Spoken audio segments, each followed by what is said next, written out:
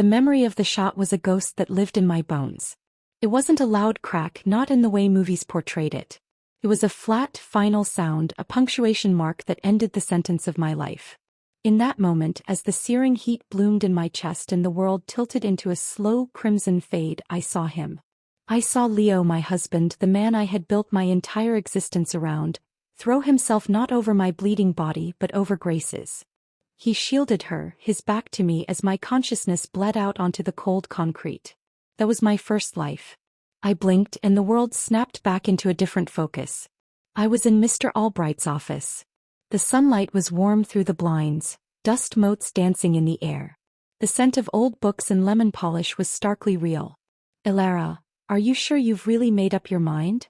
Mr. Albright's voice was a low, concerned rumble. He leaned forward, his kind, wrinkled face etched with worry.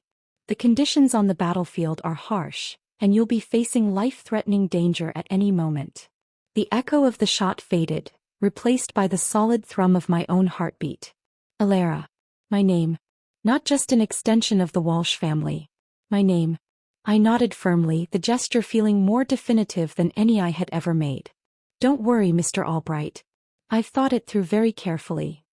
He sighed, a sound of reluctant acceptance, and adjusted his glasses. He pulled a document from his desk drawer, the paper crisp and official. "This is the agreement for joining the International Medical Relief Team. Once you sign it, there's no going back. Someone will come to pick you up in a month." I took the pen. It felt heavy, a tool not for signing grocery lists or permission slips for a child I didn't yet have, but for signing away my old world. I scrawled my name, Elara Vance, with a flourish I didn't know I possessed. The maiden name I had so gladly abandoned felt like a homecoming. I walked out of his office, the signed agreement clutched in my hand, a ticket to a future I had chosen. The institutional hallway seemed to stretch forever. I stopped, my hand drifting down to rest on my slightly rounded belly. A wave of dizziness, not from pregnancy, but from the sheer vertigo of time, washed over me. 2 months. I was 2 months pregnant. In my first life, this child had grown into a daughter, a little girl I had loved with a ferocity that frightened me. But that daughter, in the end, had looked at me with Grace's eyes. She had screamed that I was outdated, that her father and Grace were the perfect match, that she wished Grace was her mother. The words had been a different kind of shot, shredding my soul from the inside out. The child in my womb was the same. The same soul, the same potential for a betrayal that would cut deeper than any blade. She didn't want me as her mother. And in this life I would grant her that wish. A cold resolve settled in my stomach, harder than the nausea of early pregnancy. I would not let anyone from the Walsh family become a stumbling block in my rebirth. Leo would be bringing Grace home soon. The cycle was beginning again. But I would not be there to witness it. I went to the hospital. The antiseptic smell was a promise of cleanliness, of erasure. The doctor, a gentle-faced man with tired eyes, tried to dissuade me. "Are you certain, Ms. Vance? There are other options. Support systems." "I'm certain," I said, my voice devoid of the tremor I felt inside. It wasn't a tremor of doubt, but of a profound, seismic shift. I was tearing down my own foundations to build something new. After seeing my resolve, he had no choice but to relent. The procedure was quick, clinical. A ending.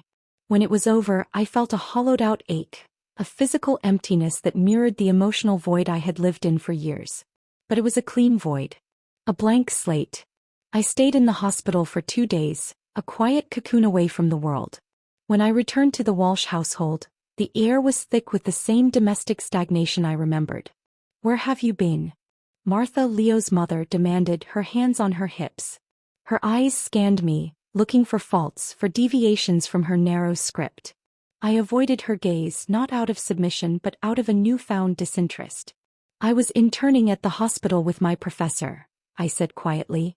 She sniffed, displeased. "You're already married. You should be staying home to serve us properly. Stop running off to the hospital all the time. What use is all that studying? You'll never become a real doctor. A woman's virtue is in being unaccomplished." The words were a familiar record, scratchy and repetitive, but I heard them with new ears. I remembered how she never said such things to Grace. For Grace, ambition was charming.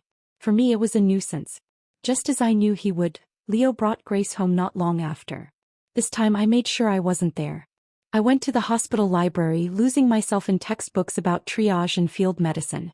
When I returned, it was just in time for dinner. It was New Year's Eve. In the past, I was always the one in the kitchen, sweating over a feast for a family that barely acknowledged my effort. This year, since they couldn't reach me, Martha had been forced to cook herself. The table was laden with dishes, but her face was a thundercloud. "So you finally decided to come back," she said, her voice dripping with displeasure. Seeing her expression, Arthur, Leo's father, tried to ease the tension. "Come on, sit down and eat." I sat down beside Leo, feeling nothing but a distant, clinical curiosity. He was as handsome as I remembered, with that strong jaw and confidence set to his shoulders. But the charisma that had once dazzled me now seemed like a carefully constructed facade.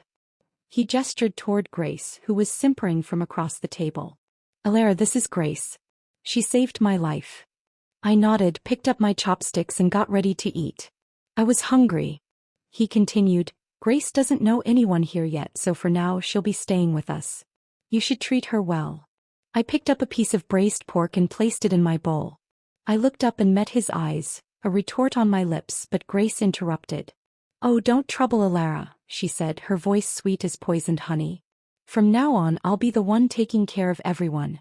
Don't you already know what I'm capable of?" She smiled at Leo with a look of gentle confidence. "I'll take good care of Uncle and Auntie. You can rest assured." "Oh my, what a well-spoken girl," Martha crooned, her demeanor transforming instantly. "The more I look at you, the more I like you. Come on, have some more fish. I specially went out to buy it for you today." As she spoke, she picked up a piece of steamed fish and tried to place it into Grace's bowl, but Leo quickly reached out and stopped her. "Grace doesn't eat cilantro," he said. Martha looked down and noticed a few strands of green stuck to the fish. "Oh, then you take this piece," she said, passing it to Leo instead. "I'll get another one for Grace." I watched them.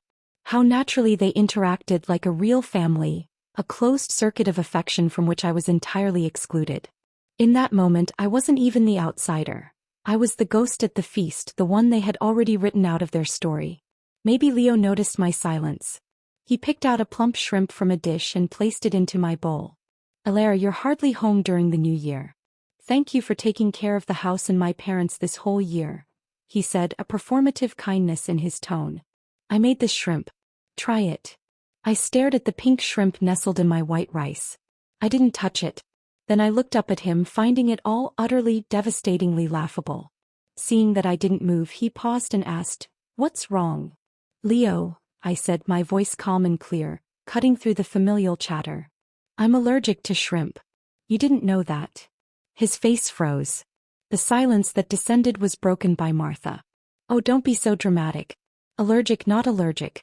Back in the day, people didn't even have enough to eat. It's the new year. Don't go ruining everyone's mood."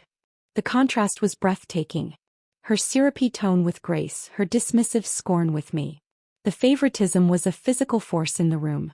In my previous life, I had worked so hard, swallowed so much bitterness for Leo, taking care of his sick mother for 5 years. What a fool I had been. I threw down my chopsticks. The clatter against the porcelain bowl was shockingly loud. I stood up and stared at each of them in turn. "Mom," I said, the word tasting like ash. "Since you're uneducated, let me explain. If you knowingly force someone with a food allergy to eat something, and it leads to anaphylactic shock, that's called attempted murder."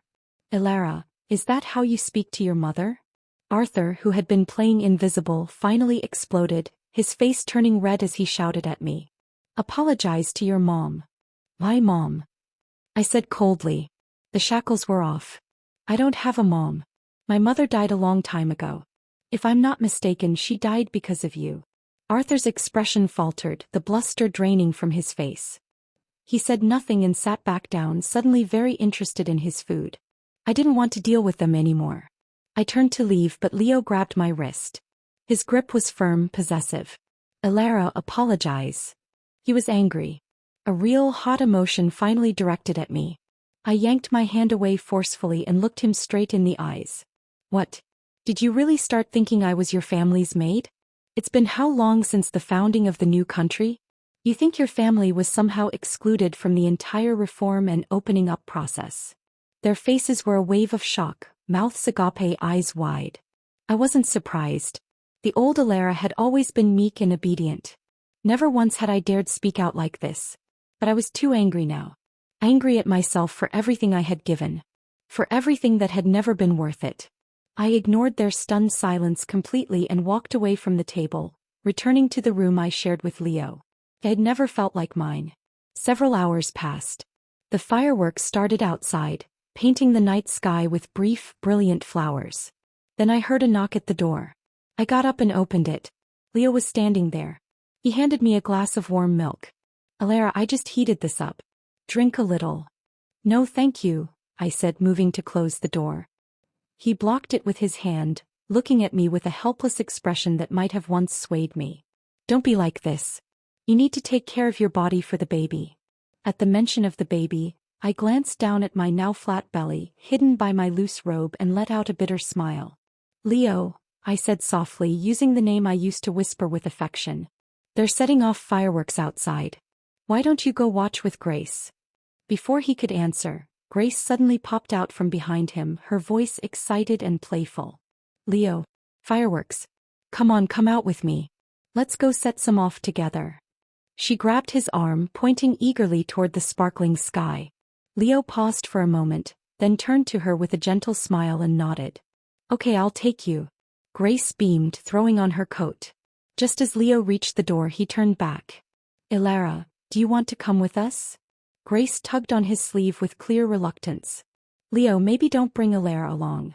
She's pregnant and there'll be fireworks outside. What if one explodes too close? That wouldn't be good for her. Leo glanced at me with a bit of awkwardness, then nodded in agreement. You're right. I shook my head. You two go ahead and have fun. I saw a trace of guilt flicker across his face. Then get some rest at home, he said gently. Mom mentioned earlier that you're due for a prenatal checkup. I'll go with you tomorrow morning. Before I could respond, Grace impatiently pulled him out the door. Prenatal checkup? I almost laughed out loud. Back in my room, my phone buzzed. It was a message from Mr. Albright. Alara, I've submitted your name.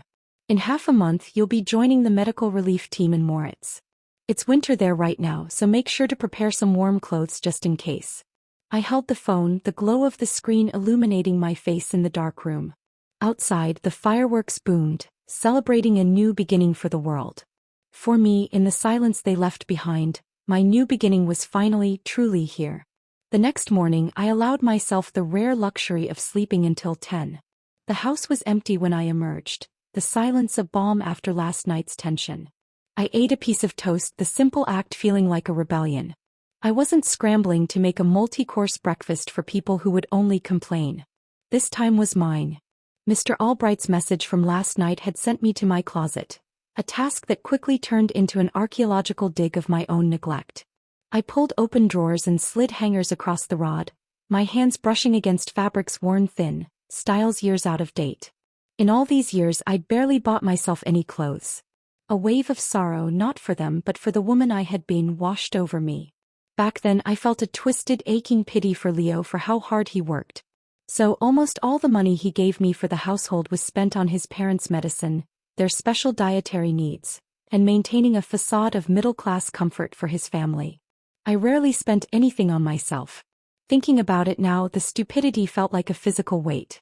Around noon, I took a cab to the city's most upscale mall. I walked through the gleaming doors, the air smelling of perfumed air conditioning and new leather. I headed straight for the women's designer section, a part of the store I had always walked past with averted eyes. Just as I passed through the entrance, I heard an excited, girlish voice I knew all too well. This dress is gorgeous. My eyes tracked the sound. There they were. Leo and Grace. They were still wearing the same clothes from yesterday. Grace was holding up a fitted black lace dress, pressing it against her body and preening in front of a full-length mirror. Leo, would I look good in this? She asked, her voice dripping with a sweetness that made my teeth ache. He nodded, a fond smile playing on his lips. You'd look great. But isn't it too expensive? Grace asked, feigning bashfulness as she glanced at the price tag. It's over 8,000. Leo just smiled, a gesture of careless power. He pulled out his credit card from his wallet and handed it to the hovering sales associate. Please wrap it up. The saleswoman's face lit up with avaricious delight. Right away, sir. Your wife has exquisite taste, she gushed, taking the card. I watched the whole transaction from the entrance, a silent spectator to my own humiliation. Suddenly it struck me with the force of a blow. I couldn't remember a single thing Leo had ever bought for me from the moment we met until now. Not a piece of jewelry, not a scarf, certainly not an $8,000 dress. My wedding ring had been his grandmother's. Every gift had been practical for the house, never for me. It wasn't until he finished the purchase, turned around and his eyes scanned the store that he saw me standing there. The smile on his face instantly froze, then shattered. Alara, what are you doing here? For a moment, a wicked impulse took hold. I wanted to see him squirm. I raised my wrist and looked at my watch with exaggerated precision. Didn't you say you were going to take me for my prenatal checkup? I asked, my voice deceptively mild. You didn't come home all night, so I figured I'd go out and look for you myself. His face turned pale, a mask of guilt and panic. He rushed to explain, his words tumbling out. Don't misunderstand. We stayed out late after setting off fireworks and didn't want to wake anyone by coming home, so we just got a room at a hotel nearby. Separate rooms, he added hastily. Yeah, Alara, don't overthink it, Grace chimed in, clutching the shopping bag containing her new dress like a trophy. I let my gaze drift pointedly to the bag in her hands. Oh, the dress. Is that a gift from Leo? Grace giggled, a sound like tinkling broken glass. It's a little something for starting my new job. Leo helped me get a position as his assistant. Alara, you don't mind, do you? I could hear the provocation lacing her words, a challenge disguised as concern. I smiled, a calm, placid expression that seemed to unnerve them both. Of course not. You're his savior. It's only right. Leo, hearing this, smiled at me with palpable relief. He thought my compliance was a return to normalcy. I knew you'd understand. I looked at him, finding his arrogance so laughable it was almost pitiable. I'll drop Grace off first, then take you to the hospital, he added, already steering us toward the exit as if he were managing a minor crisis. Alara didn't mean that, right? Leo said, grabbing her arm and turning to me, his eyes demanding that I capitulate, that I restore the peace by swallowing my own outrage. I smiled. It was a cold, sharp smile. No, I said, my voice clear and cutting through the drama. I did mean it. I looked Leo dead in the eye. Leo, between Grace and me, this house can only have one of us. His hand, still on Grace's arm, froze. He looked at me as if he were seeing a stranger. What's wrong with you? You weren't like this before. I didn't want to waste another word on him. The charade was over. Leo, let's get a divorce. The words hung in the air, stark and unbelievable. Since you can't let Grace go, I'll return your freedom. Crush. Arthur slammed a teacup onto the floor, the porcelain shattering into 1,000 pieces. Ridiculous. Divorce? What nonsense. What do you expect the neighbors to think of me? You want him to divorce you? Where would you even go after leaving our family? He jabbed a finger toward me, his face purple with rage, while his other hand clutched Grace's as if she were his lifeline. She's pregnant. No one will want her in the future. I glanced at him, finding his screeching voice and frantic expressions not frightening, but pathetic and headache-inducing. Leo, hearing his father, seemed to find solid ground. Yeah, Alara, where would you go if you left us? Don't say things you don't mean. You're still carrying our child. Don't let your emotions get the best of you. He reached out, trying to grab my hand in a gesture of false comfort. I stepped back, putting a cold distance between us. The child, I said, and a laugh, bitter and hollow, escaped my lips. You really think I'd just selflessly carry a child for the Walsh family, then spend the rest of my life serving your selfish, self-centered clan? Even a slave would be better off than I was. I took a deep breath, savoring the moment before the final detonation. The child. I already had an abortion. Don't even think about it. I reached into my bag, pulled out the folded medical report and tossed it onto the floor at their feet. It landed with a soft, final whisper. Martha scrambled to pick it up, her hands trembling. Her eyes scanned the page and her face turned a ghostly, ashen white. She clutched her chest, a theatrical gesture of agony. Alara, how dare you? How could you kill my grandson? How dare you? Because the child was in my body, I said, my voice unnervingly calm. Then I looked at Grace, who just moments ago had been the picture of fragile weakness.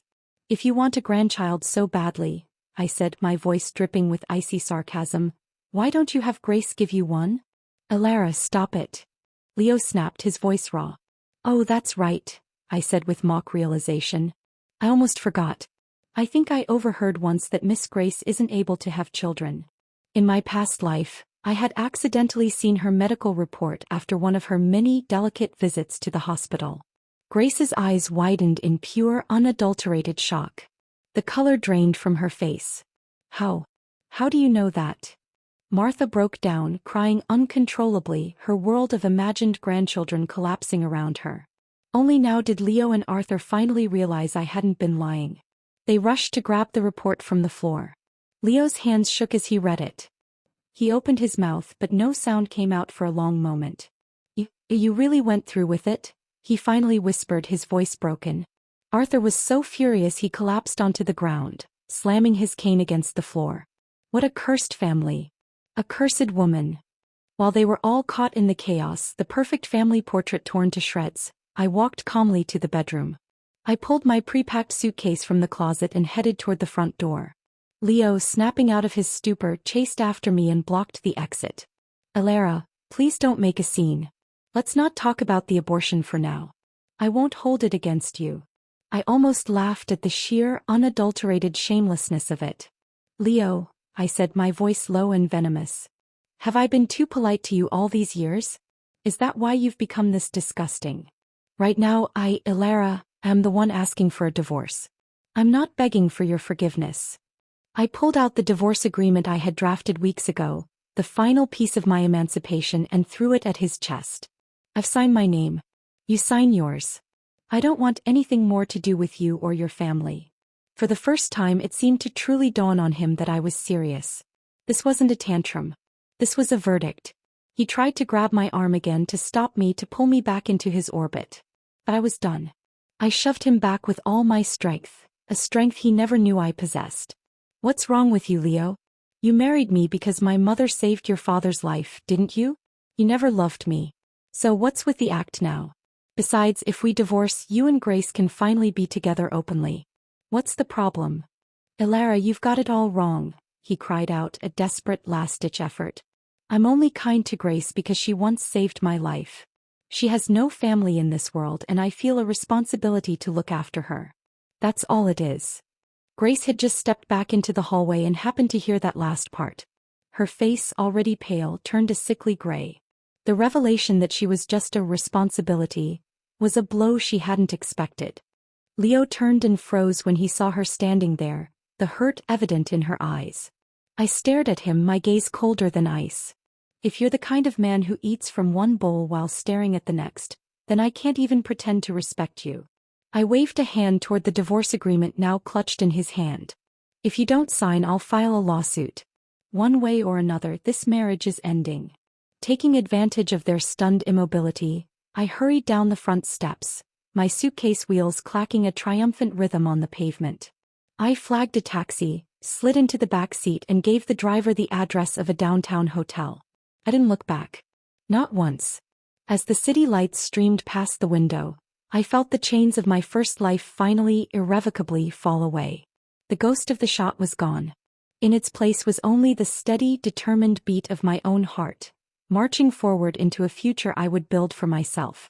The hotel room was a sanctuary of sterile silence. No demands, no criticisms, no performative tears. Just the hum of the air conditioner and the expansive quiet of my own company. I stood by the window looking down at the river of taillights flowing through the city. For the first time in what felt like a lifetime, I was breathing my own air. There was less than half a month left before I would be gone for good. A strange, exhilarating energy coursed through me. I had escaped the Walshes, but I was still living in the shadow of the woman they had tried to mold me into.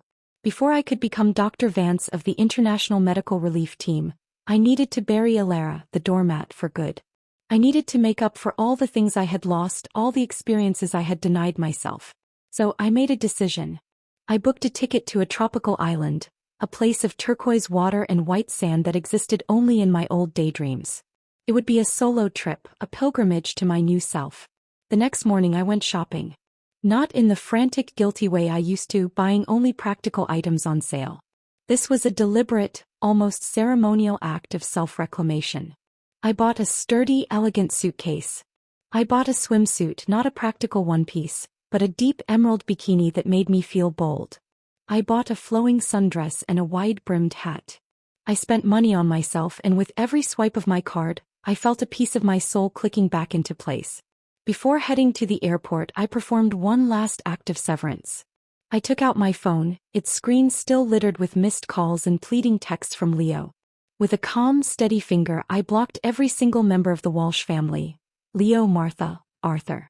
I wasn't about to let their toxic drama ruin a perfectly good vacation. Then I turned my phone to silent, dropped it into my new purse, and didn't look back.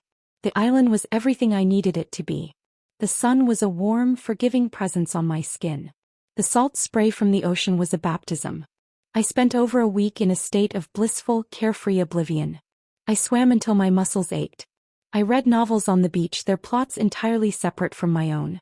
I ate fresh fruit for breakfast and grilled fish for dinner, answering to no one's palate but my own. I didn't have to be a wife, a daughter-in-law, or a potential mother. I was just a woman, anonymous and free.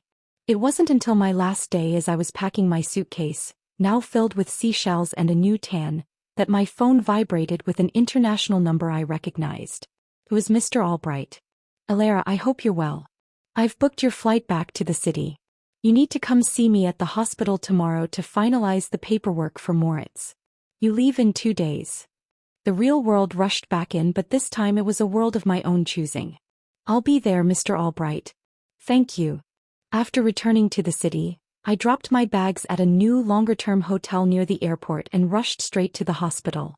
My mind was already racing ahead, picturing supply lists, medical texts, the stark landscape of a war zone.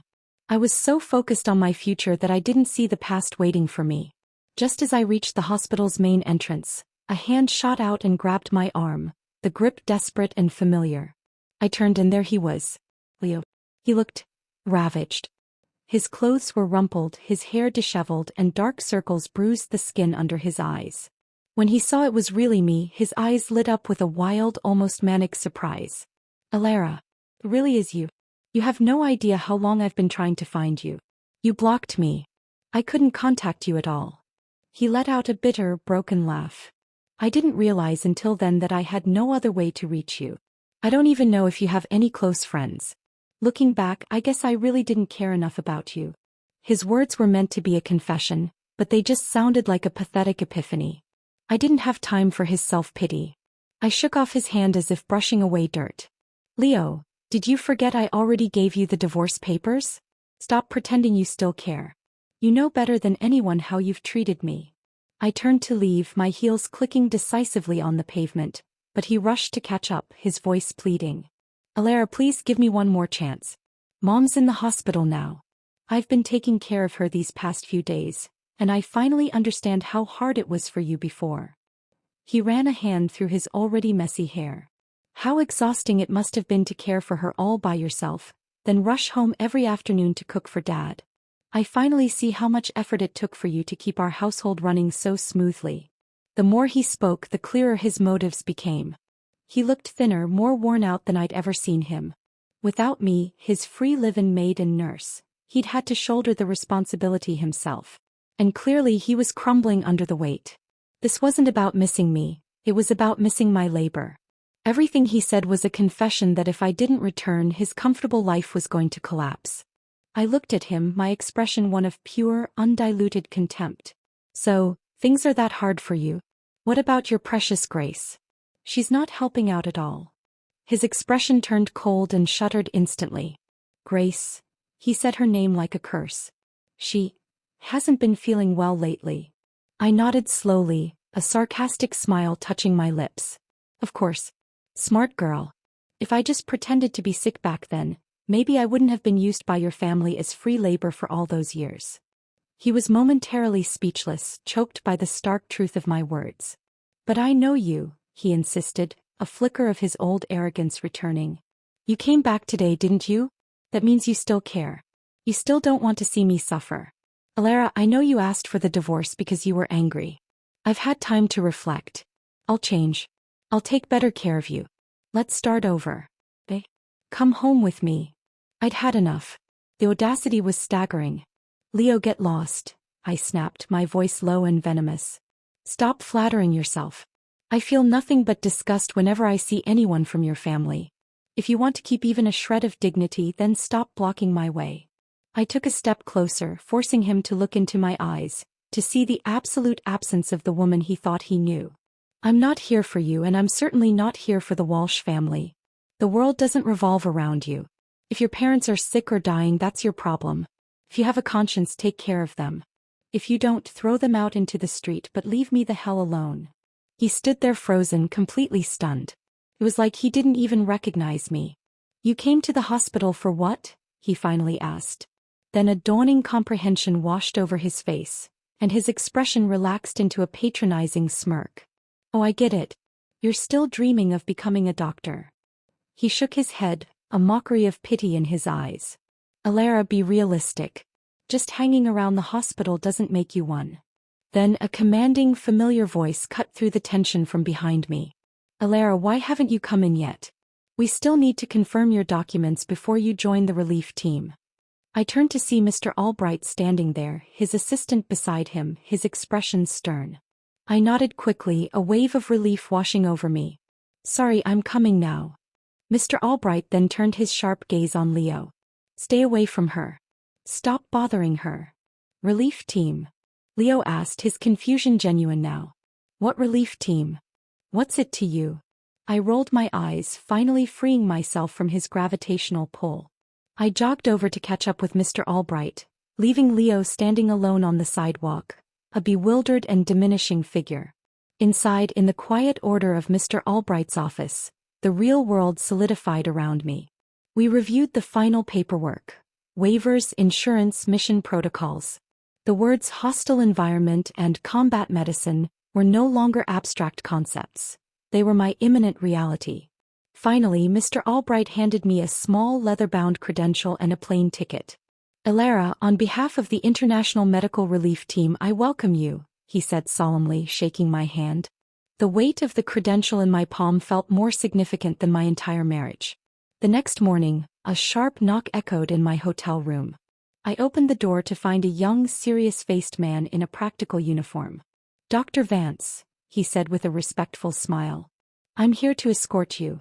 I took a final look around the sterile room, picked up my single suitcase, now packed with medical supplies and warm clothing for a Moritz winter, and followed him.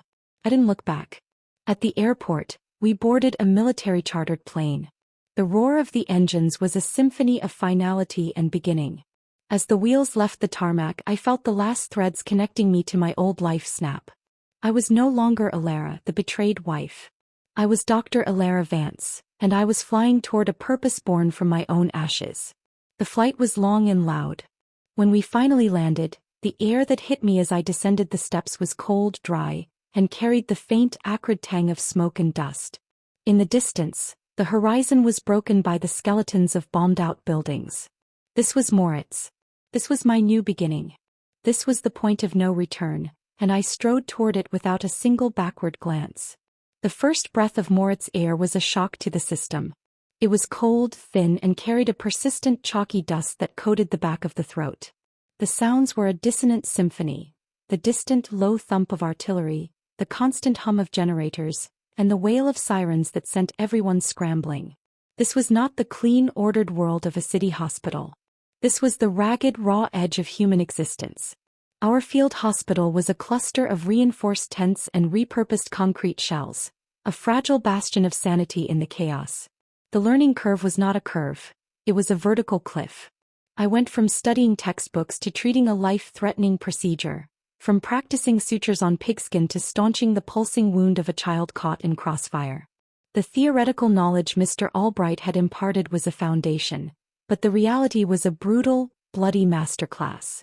I learned to operate on 4 hours of fractured sleep, to eat cold rations with one hand while applying pressure to a wound with the other. I learned to distinguish the whistle of an incoming shell from the whistle of the wind, a skill that meant the difference between diving for cover or being torn to pieces. The life-threatening danger Mr. Albright had warned me about was not an abstract concept. It was the air we breathed. But amidst the horror, I found a terrifying, profound beauty. In the eyes of a mother whose baby I had just delivered safely in a dusty bunker, I saw a gratitude so pure it felt sacred. In the weak grip of an old man whose leg I had amputated to save his life from gangrene, I felt a trust that humbled me to my core. Every life we pulled back from the brink was a small victory against the overwhelming tide of despair. The ghost of the shot that had haunted me began to fade, replaced by the immediate pressing demands of the present.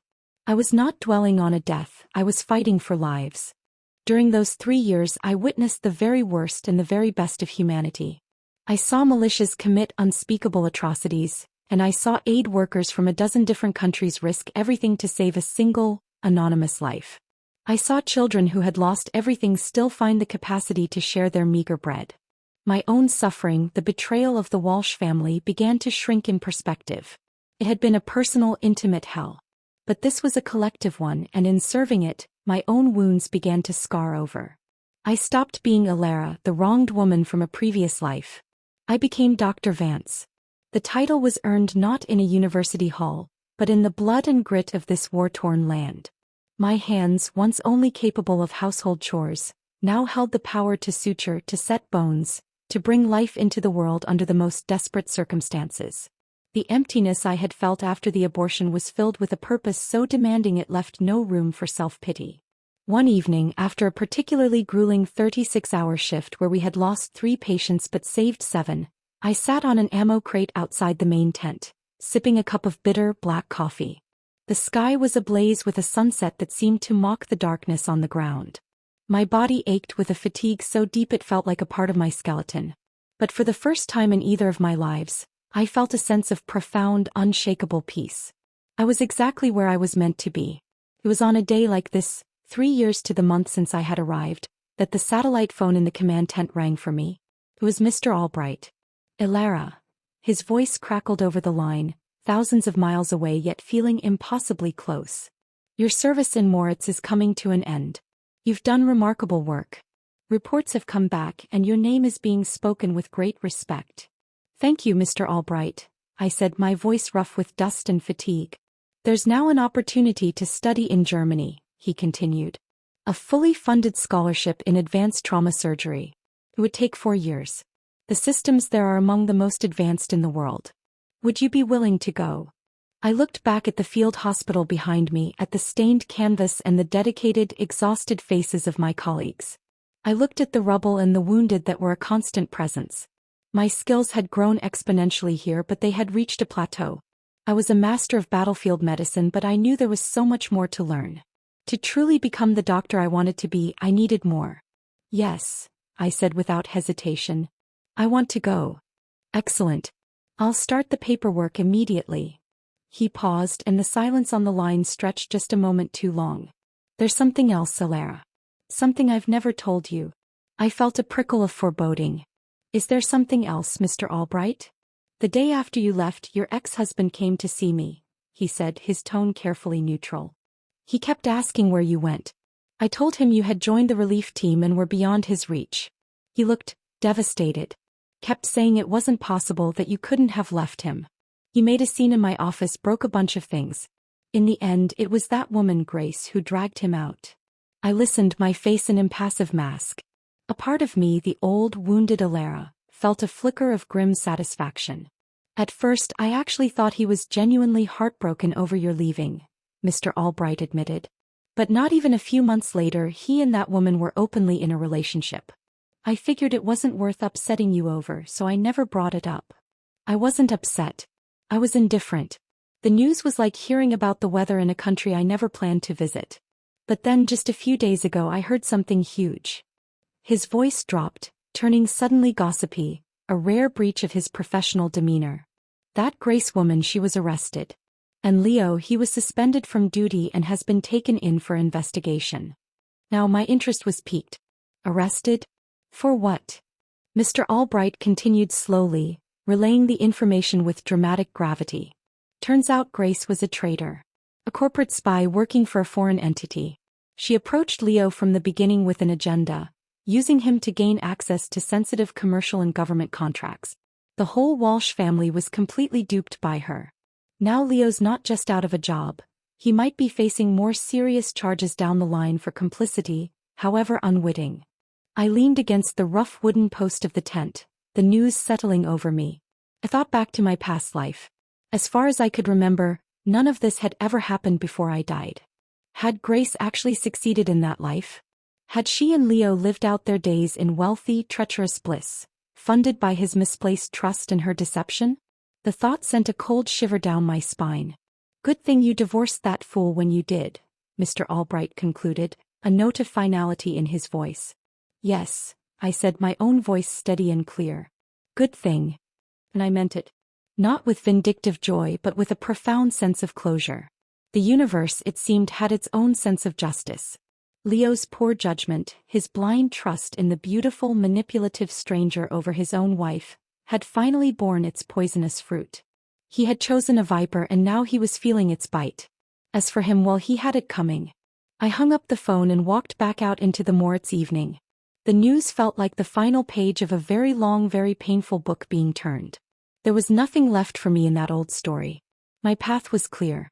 A few weeks later, my duties in Moritz complete, I boarded a plane not back home but to Germany to begin my new chapter as a student. The war zone had forged me in fire. Now the lecture halls and advanced operating theaters would temper that steel. I was no longer running from my past. I was sprinting toward my future. Germany was a different kind of shock. The silence was the first thing I noticed. The frantic life-or-death urgency of Moritz was replaced by the quiet, intense hum of academic rigor. The university hospital in Munich was a temple of modern medicine, a world of gleaming steel, sterile white walls and technology so advanced it felt like science fiction. It was ordered to Moritz's chaos. The first few months were a brutal adjustment. My knowledge was practical, hard-won in the field, but it was full of gaps in the underlying theory. I was surrounded by brilliant younger students who had never set foot outside a textbook, who could quote medical journals verbatim but had never held a dying man's hand. For a time I felt like an imposter, a battlefield butcher trying to play at being a scholar. But I had forgotten what I had learned in the dust of Moritz. A sheer, unbreakable will. I had faced down death. I would not be intimidated by an organic chemistry textbook. I became a ghost in the library, my corner stall littered with highlighted texts and pages of frantic notes. I sought out my professors, drilling them with questions born from real-world scenarios they had only ever read about. Slowly, the theoretical foundations solidified beneath my practical experience. The two began to merge and my understanding of medicine transformed. I was no longer just treating symptoms. I was comprehending the intricate, beautiful, and terrifying machinery of the human body at a molecular level. My 4 years there were a period of intense, focused growth. I had no time for the casual socializing of my classmates. My life was a trinity: the lecture hall, the library, the hospital ward. I took a special interest in trauma surgery and reconstructive procedures, driven by the memory of the shattered bodies and faces I had tried to piece back together with limited resources. Now I was learning how to do it properly, how to not just save a life but to restore a future. I allowed myself one small indulgence: a small apartment with a window box where I grew herbs. The simple, daily act of watering them, of watching green things grow in neat, orderly rows, was a meditation. It was my anchor to a peaceful civilian world I was learning to inhabit again. The favor of my mentors grew. Dr. Richter, the stern head of the trauma department, became a particular champion. He saw in me not just a gifted student but a doctor who understood pressure. "You have a calmness in the OR, Vance," he told me once after a complex vascular repair. "It is not the calm of inexperience. It is the calm of having seen worse." It was the highest compliment I had ever received. Graduation day arrived under a bright Bavarian sun. As I stood in my cap and gown, the doctoral hood heavy on my shoulders, I felt a quiet pride that was entirely my own. I had not done this for a husband, for a family, for anyone's approval but my own. When my name was called, Dr. Alara Vance with highest honors, and I walked across the stage to receive my diploma, the applause felt like a benediction for the woman I had fought so hard to become. After the ceremony, I was approached by the dean. "Dr. Vance," he said, "the board has decided to award you the Wilhelm Klein Medal for Clinical Excellence. Your work, both here and in the field, has been extraordinary." I held the heavy engraved medal in my hand. It was a tangible symbol of a journey that had begun in betrayal and ended here, in this moment of academic and professional recognition. The ghost of my past life was now so faint it was barely a whisper. Later that evening, as I packed the metal carefully into my suitcase, my phone rang. It was Mr. Albright. "Elara." His voice was warm, proud, but with a new, frail note I hadn't heard before. "Congratulations, my dear. I always knew you had it in you." "Thank you, Mr. Albright. I couldn't have done it without you." "There's another reason for my call," he said, and I could hear the hesitation. "I'm getting older, Elara. The hospital here, it needs new energy, new leadership. I've spent my life building this place. I can't hand it over to just anyone." He took a deep breath. "You're my best student. The most capable doctor I know. If I hand the hospital over to you, I can rest easy." The offer hung in the air, monumental and unexpected. To return home. Not to the city of my pain, but to a position of power and respect in my own field. To take the helm of the very institution that had been my first escape. "Mr. Albright, I'm honored." "Then come home, Elara," he said, his voice thick with emotion. "It's time." In the blink of an eye, it had been 7 years since I had left. 7 years since I had signed those divorce papers and walked out of the Walsh family's life. The thought of returning no longer filled me with dread. I was not the woman who had left. I was Dr. Elara Vance, decorated scholar, veteran of a war zone, and now the future director of a major metropolitan hospital. I boarded the plane home with a sense of completion. The circle was closing, but it was a new, larger circle, one I had drawn myself. I was not returning to my past. I was arriving to claim my future. The city skyline was both familiar and alien. 7 years had added new, glittering towers to the horizon, but the bones of the place were the same. I felt no nostalgia, only a detached curiosity. This was no longer my home. It was the location of my new professional life. My first day as director was a whirlwind. The board meeting was a solemn affair, a room full of serious faces assessing the prodigal successor Mr. Albright had chosen. I spoke clearly and concisely about my vision: integrating advanced trauma protocols from Germany, expanding community outreach, and fostering a culture of continuous learning. The respect in the room was palpable, earned not through connections or marriage, but through the weight of my credentials and the quiet authority in my voice. After the meeting, my new assistant, a sharp young woman named Sarah, was walking me back to my new office, a spacious corner suite with a view that stretched for miles. We were cutting through the inpatient wing when a voice, raspy and shrill with disbelief, cut through the sterile quiet. "Elara Vance." I turned. The voice came from a semi-private room. Standing in the doorway was an old woman clinging to an 4-pole. It took me a moment to place her. Martha Walsh. She was a ghost of her former self, her body shrunken, her face a road map of new lines and sallow skin.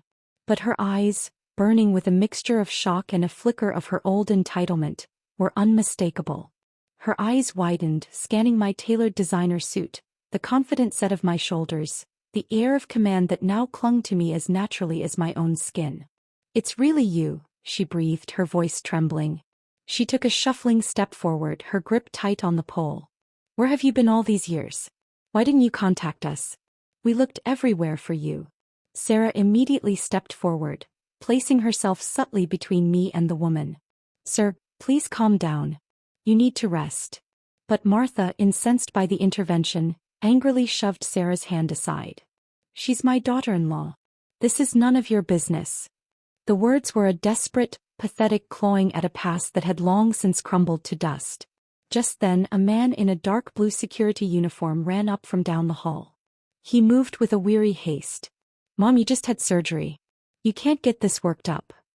He put a firm hand on her shoulder, trying to guide her back into the room. Our eyes met. It was Leo. I recognized him instantly, though the years had not been kind. He was thinner, almost gaunt, the confident breadth of his shoulders gone. His face was worn, etched with a permanent fatigue that spoke of long, grinding hardship. The handsome features were still there, but they were buried under layers of defeat. He recognized me too. His face, already tense with concern for his mother, underwent a seismic shift. A wave of shock, shame, and something that looked like pure, unadulterated horror washed over him. He quickly lowered his head, turning his face away as if he'd been struck, his grip on his mother tightening. Martha, however, was still calling out, her mind clearly addled by medication and illness. Good daughter, why good? Sarah stepped forward again, her voice firm and clear, a shield of professionalism. Ma'am, this is our director, Dr. Vance. She is not your daughter-in-law. Please show some respect. At that, Leo stiffened. He slowly, painfully turned around to face me. His eyes, shadowed and tired, locked on mine. The silence between us stretched, thick with the wreckage of our shared history. He looked from Sarah's protective stance to my impassive expression, finally understanding the chasm that now lay between us. You? He swallowed hard, the sound dry and rough. You really became a doctor. I gave a slight, neutral nod to Sarah, indicating I would handle it. I walked forward, closing the short distance between us. The hallway felt like a stage. I stopped before him and extended my hand, not in friendship but in cool, professional courtesy. It's been a long time. He stared at my offered hand as if it were a snake. He hesitated for several seconds, a lifetime of regret and humiliation playing out on his face.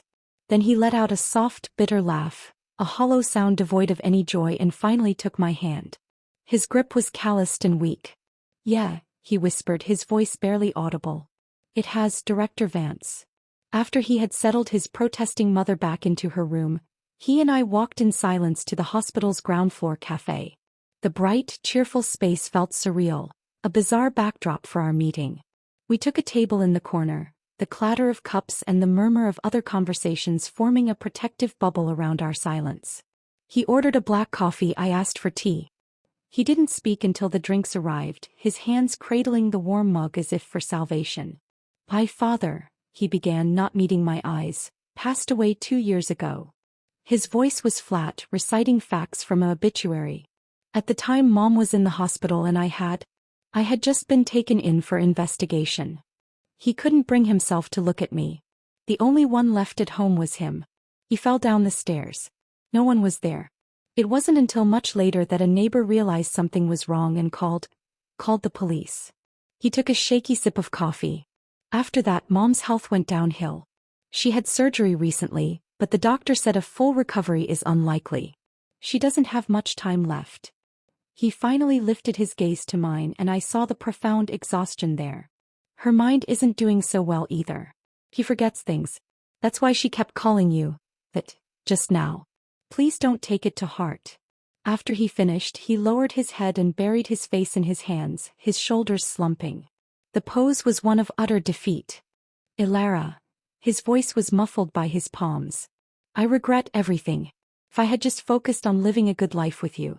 If I'd never brought Grace back home, maybe things would have turned out completely different. I lifted my teacup and took a sip. The chamomile was soothing. I placed the cup back on its saucer with a soft, definitive click. Leo, I said, my voice even and clear. You only regret how you treated me because your life is miserable now. Deep down, you don't really feel guilty for what you did to me. You feel sorry for yourself. That's the truth. I stood up, the movement graceful and final. The conversation was over. In that case, I don't think there's anything more for us to say. I already paid for the coffee. Panicked, he grabbed my wrist. His touch was desperate. No, Alaire, it's not like that. I really do feel guilty. I don't expect your forgiveness. I brought you here today because I wanted to say it to your face. I'm sorry. I looked down at his hand on my wrist until he released it, his own hand dropping limply to the table. I gave him a small, distant smile. I don't need your apology, Leo. Don't give yourself that much credit. I picked up my purse, slinging it over my shoulder. After I left you, I finally realized how many worthwhile things this world still has to offer. I was so foolish before, trapped in that tiny world you built. One little scrap of affection from you and I thought it was everything. I completely lost myself in the Walsh family. I looked toward the cafe's large windows at the busy street beyond, a world teeming with life and possibility. But thank God I didn't stay there. I created a new life for myself. One that surprises even me. I didn't wait for him to respond. I turned and walked out of the cafe, my steps sure and steady on the polished floor. I didn't look back. Leo, I said softly, more to myself than to him, the words carried away by the hospital's quiet hum. You and I are no longer walking the same path. The past should stay in the past. I'm embracing a new one. I didn't make it far. The sound of his chair scraping violently against the floor echoed in the cafe, followed by the frantic rhythm of his footsteps. Alara, wait. He caught up to me just outside the entrance in the bustling hospital atrium. The bright, open space was a stark contrast to the quiet corner we had just occupied. People flowed around us, a river of their own worries and appointments, oblivious to the small, personal drama unfolding in their midst. He stood before me, his chest heaving slightly, not from the short run, but from the sheer, panicked effort of trying to hold on to this moment, onto me. The worn fabric of his security uniform seemed to symbolize the chasm between us more than any words could. I know I don't deserve a second of your time, he began, his voice low and rushed, but you have to understand. After you left, everything fell apart. Grace, what she did. He shook his head, a spasm of pain and shame twisting his features. The investigation, the disgrace. My father, and now my mother. I lost everything. Everything I thought I had, everything I took for granted. It's all gone. He looked at me, his eyes pleading for a comprehension I could not give him. And then I see you. Director Vance. You're magnificent. You have everything. A purpose, respect, a life I can't even imagine. Don't you see? My regret isn't just because my life is miserable. It's because I was given a treasure and I threw it away for a mirage. I was a fool, Alara. The biggest fool to ever walk this earth. I listened, my arms crossed, my posture one of patient, unyielding stillness. I let him pour out his confession, this belated eulogy for the marriage he had destroyed. When he finished, breathing heavily, searching my face for any sign of softening, I finally spoke. Leo, I said, my voice calm, almost gentle, and that gentleness seemed to wound him more than any shout could have. You're still not hearing me. You're framing this as your loss. Your mistake. Your tragedy. I took a small step closer, not to bridge the gap, but to ensure he heard every single word. Let me be perfectly clear. Your loss was my liberation. Your mistake was the key that unlocked my cage. The life you see me living now, this purpose, this respect, it wasn't a pre-existing thing you foolishly let slip away. It was built. It was built in the dust of Moritz, where I learned the value of a single human life. It was forged in the lecture halls of Germany, where I claimed the knowledge that was always my right to pursue. It was built brick by brick in the 7 years you spent losing everything. Your downfall was not the prelude to my success. It was merely the background noise. I would have become this person with or without you. His face crumpled. It was the final brutal truth he had been avoiding. He wasn't the tragic hero of this story. He was the cautionary tale in the footnote of mine. I don't hate you, Leo, I continued, and I realized with a start that it was true. The last embers of that consuming fire had been extinguished by time and distance. Hate would mean you still have a hold on me.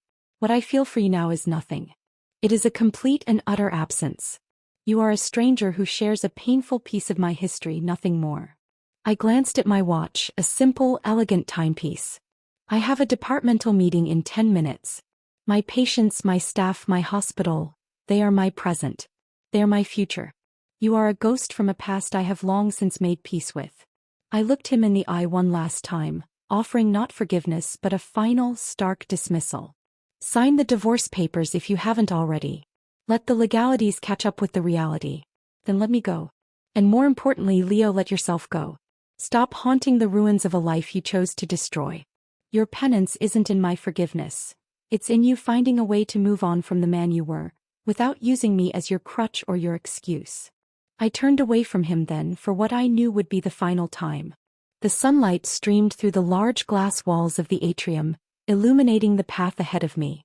Goodbye, Leo. I didn't hear his response if he made one.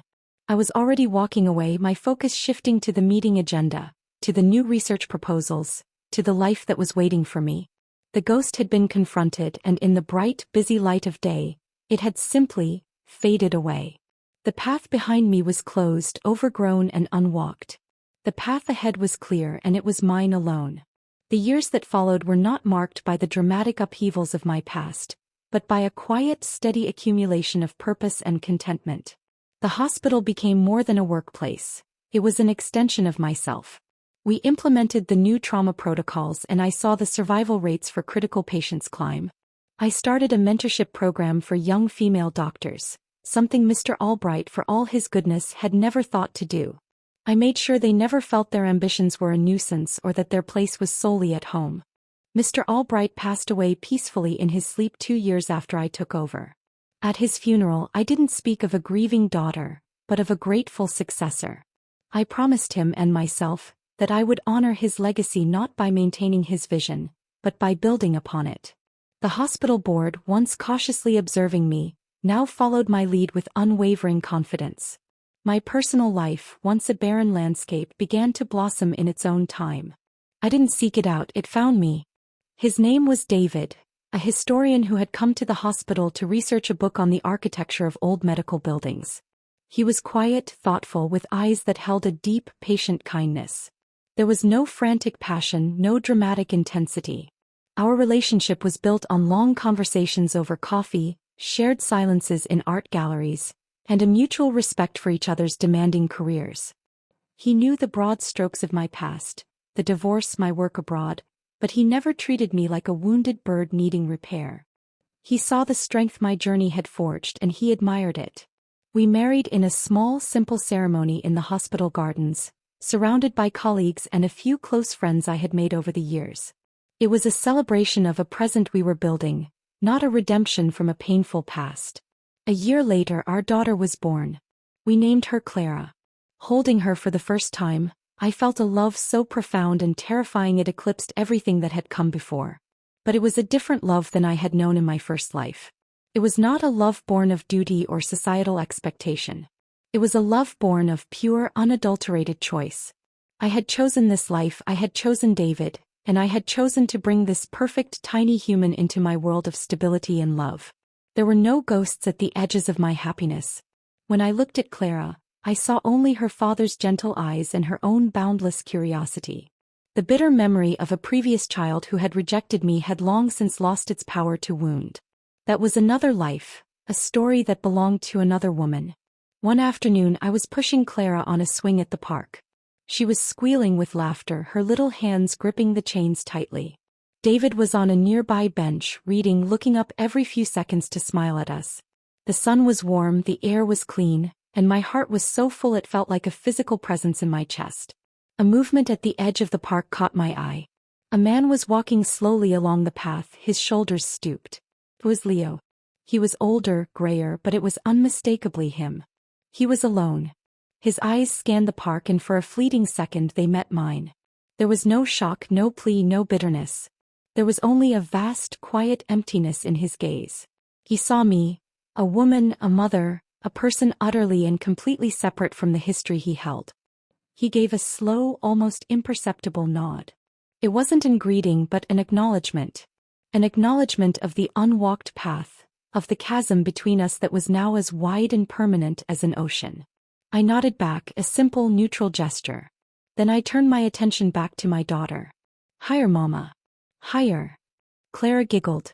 I gave her a gentle push, sending her soaring into the blue sky. I watched her, my whole world focused on that small, joyful figure. When I glanced back toward the path, Leo was gone. He had vanished back into the stream of his own life, whatever that may be. And I felt nothing. No triumph, no pity, no residual anger. Just a quiet, profound gratitude for the journey that had led me here, to this park, to this child, to this man, to this life.